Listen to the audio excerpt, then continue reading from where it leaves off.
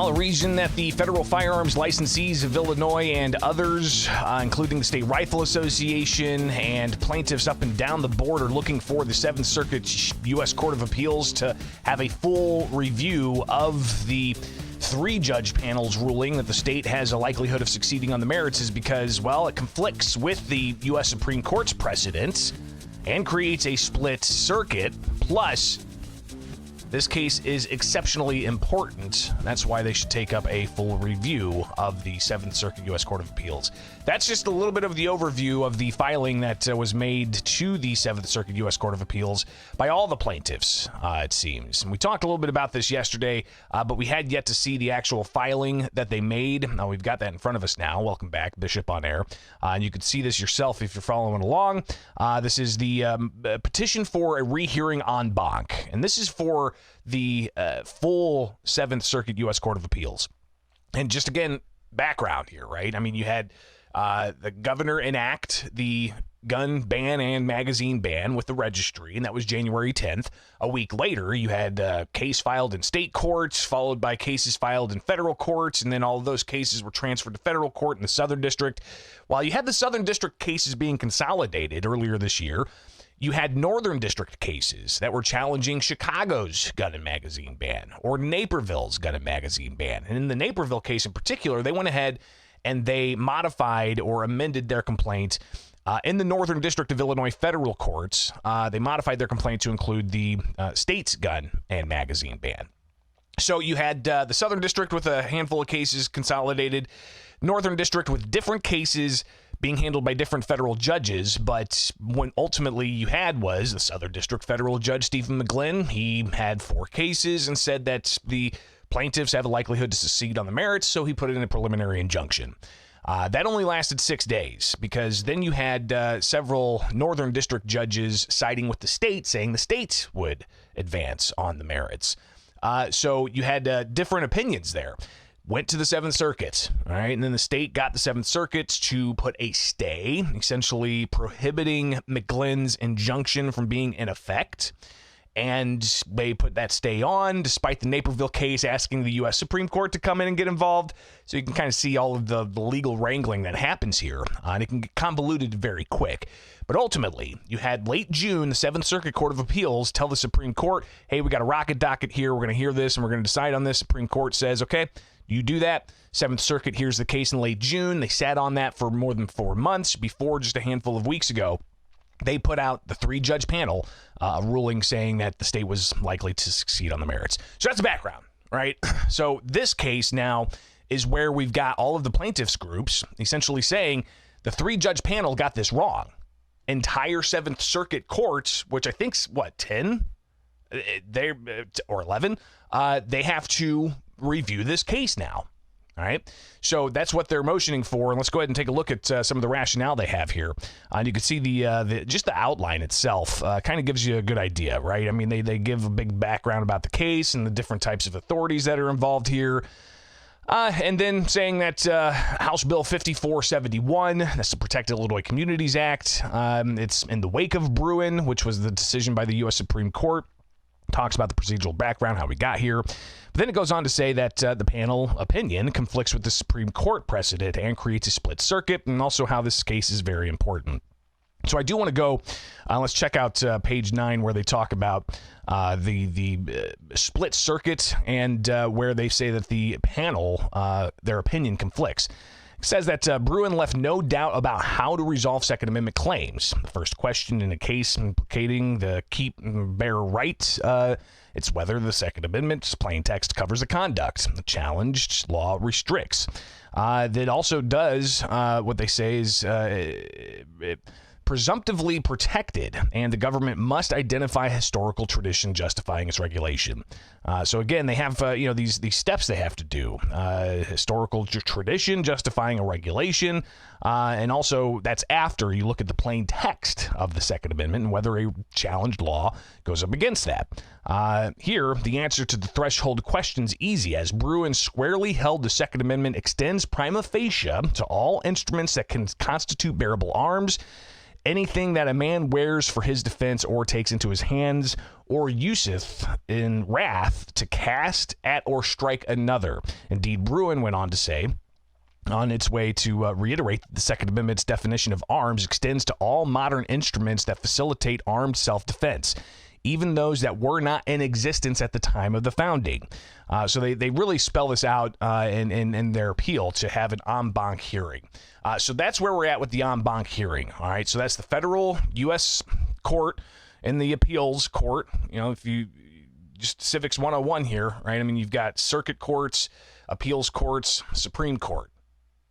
And it's like that for both federal and state, right? I mean, the state courts, we had several cases go through. Dan Calkins' case, as an example, was in the county court, district court, then skipped the appeals process because of previous cases by another attorney, and then went right to the Illinois Supreme Court. Then you had a ruling in August where the Illinois Supreme Court essentially said, yeah, Calkins didn't prove his case, and the state has a likelihood of succeeding here.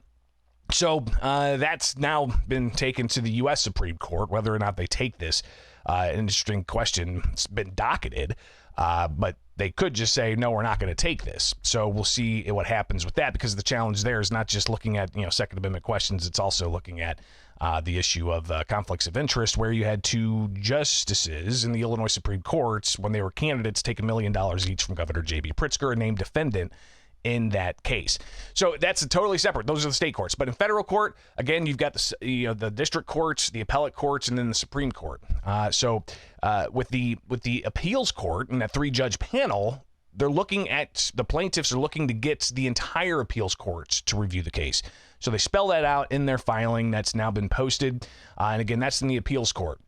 But don't forget, we've got the collection of those Southern District cases where there were different arguments brought up. I mean, Thomas Magg, for instance, an attorney, he was the first one to file a state-level case. In that state-level case, he brought up, 3 major components. One, the law violated the Second Amendment. He says that it also violated the 14th Amendment and the 5th Amendment, the right to not incriminate yourself. And he also had vagueness challenges in there. I believe that was part of the 14th Amendment challenge. So Magg was, first filed that in state court. It was transferred to federal courts because, well, there are more federal questions than state questions. So it was in federal court, and then it got lumped in with all these other cases. Magg decided to push off his 5th and 14th Amendment arguments for another time and went with the Second Amendment arguments with all the consolidated cases. And that's where it's at right now in the 7th Circuit U.S. Court of Appeals. But Magg, if you remember, in October, he took out his vagueness argument, brought that back down to the Southern District, and they actually heard that. That case is still pending, all right? The last action on that was October 17th, and we're still waiting on Judge Stephen McGlynn to, ultimately rule one way or the other on that particular issue. But Judge Stephen McGlynn now being asked by the Federal Firearms Licensees of Illinois back in the Southern District, again, a case that's now in the appellate court, but a different issue, the Federal Firearms Licensees of Illinois and others in the Southern District, they're now asking McGlynn to give a preliminary injunction for the January 1st deadline for people to register their banned firearms with state police or face criminal penalties. So you've got that at play right now as well, where there's a status hearing on that case today. And I'll be bringing you updates on that tomorrow. And I think, by the way, programming note, of course, it's Thanksgiving week. I'm going to be off Thursday, likely going to be off Friday as well. I'm not going to do programming then. But maybe I pop on and tell you about, hey, Black Friday deals, probably going to get them with the shop below. So you might want to check that out. Regardless, today, 1:30, there's a status hearing in the Federal Firearms Licensees of Illinois case against the state looking for a preliminary injunction to block or delay the January 1st deadline to register firearms while this case plays out in the courts. Because as you can see, there's a lot of convoluted places this thing's at right now, right? I mean, you've got the 7th Circuit being asked for a full court review. In another case, you've got Dan Calkins asking the U.S. Supreme Court to look at the Illinois Supreme Court's ruling and conflicts of interest, while you've also got the Southern District of Illinois Federal Court still hashing out the detail of, whether this violates the Constitution on vagueness grounds, or if it the January 1st deadline to register is actually going to be delayed or not. So that's where we're at. But I do note here, and this is just something to keep you mindful of. When we review what happens with the status hearing today, it's going to just be my recollection of it, because they did put in an order just reminding parties, counsel, and credentialed members of the media that in accordance with local rule, quotes, the taking of photographs, sound recordings, except by the official court reporters in the performance of their duties, video recordings, and broadcasting by radio, television, internet, or other means in connection with any judicial proceeding is prohibited.